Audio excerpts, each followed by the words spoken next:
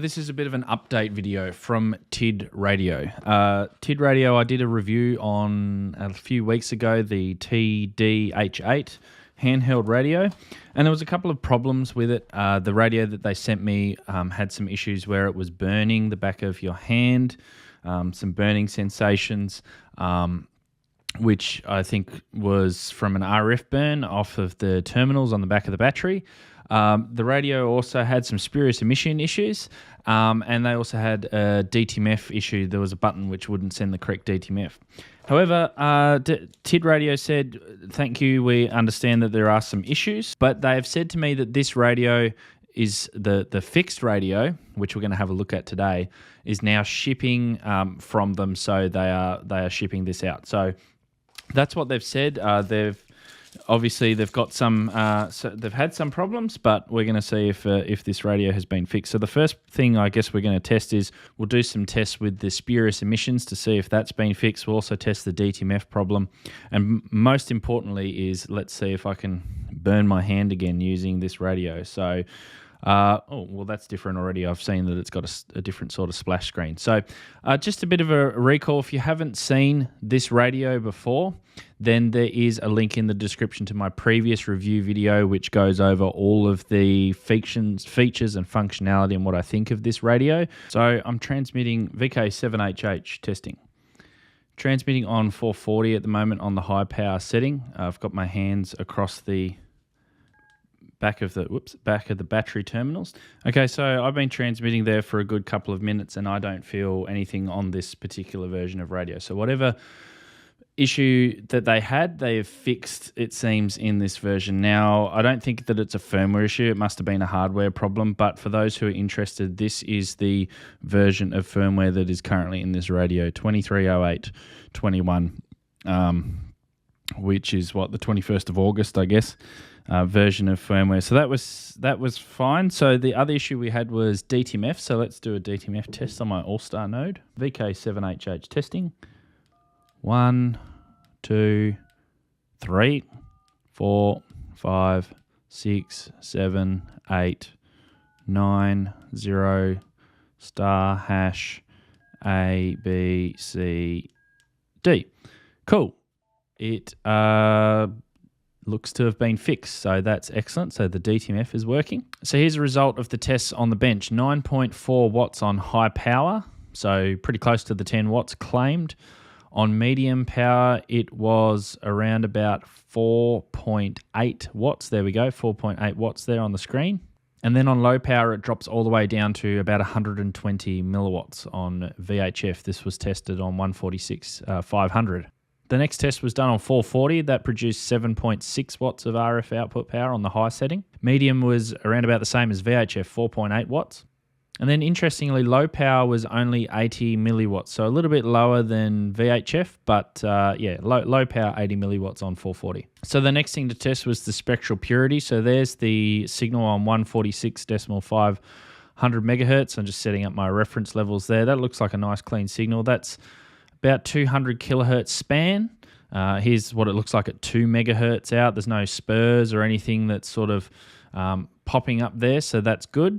So then I go and test the second harmonic. That's on 293 megahertz, and before there was a problem with this on the previous radio that they sent me, and you can see there that it is actually pretty clean. It's minus 20 dBm, so well down, below what would constitute a problem of minus 16. So yeah, minus 20 on the second harmonic. So I go to the third harmonic here, which is 439.5 in the 70 centimeter band, and I transmitted and I couldn't see anything appearing on the screen at all. It was way below the noise, or it's way below the level there at the bottom of the screen, and I was transmitting, as you can see there. I was putting out high power, 10 watts. So third harmonic didn't even register, which is well below the reference level that I need, which was, well, minus 16 would be the measured amount, which it has to be better than. And it was like, well, obviously the noise level there is minus 30 odd, so it was much better than that. Could not see any spur or any signal at all on 586 megs. Fourth harmonic again, the same. So everything above that I tested some other harmonics further up, and it was not there. So then we went to 440. So 440 output there. That looks pretty clean. Again, go to the second harmonic on 880 megahertz and -6. So not as clean on UHF on 70 centimeters. Interesting though, this was on the high power setting. You see how it fluctuates up and down a little bit? It's sort of going from -7, -8 to -18. And I thought it might have been a problem with my cables. I was sort of moving them around, but I couldn't get it to do it consistently. So this was on the high powered setting. I'm not sure why it was fluctuating up and down like that. I did then select the medium power setting, which again was about 4 watts or 4 odd watts. And then I transmitted, and you could just see a little spur there, which is way below what we need it to be. So it only looked like it was a problem on the high power on the radio producing that -8 or varying spur that's sort of going up and down on the second harmonic using UHF or 70 centimeters. I increased the span out. That's what it looks like, 20 megahertz transmitting bandwidth there, so 10 megahertz either side.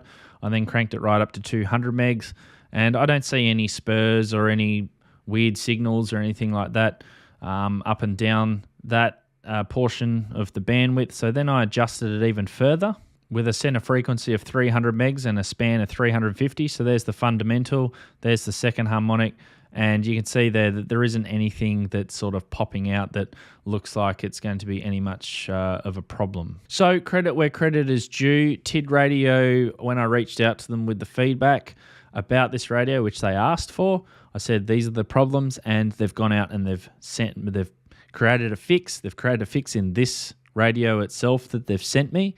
I asked them and said, does this mean that this is going to mean future batches are going to have the fix?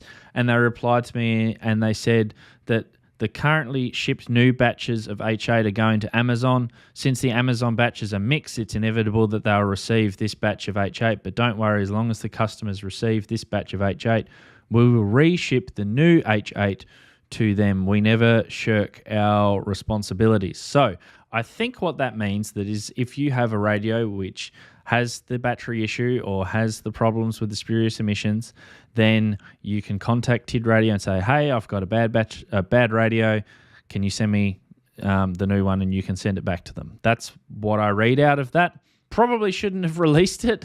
They should have done some more testing. Companies out there, I'm sure that some of the R&D is a little bit better than others, but definitely need to do some better quality testing to make sure that there's no issues. But this radio is good. It's clean. So yeah, the TID Radio TAD-H8. If you want to grab one of these, then there will be a link in the description below. So coming up next is the full review of this TID Radio. This has some other awesome, cool little features like Bluetooth programming. So follow me over to this video and we'll go through some of those over there now.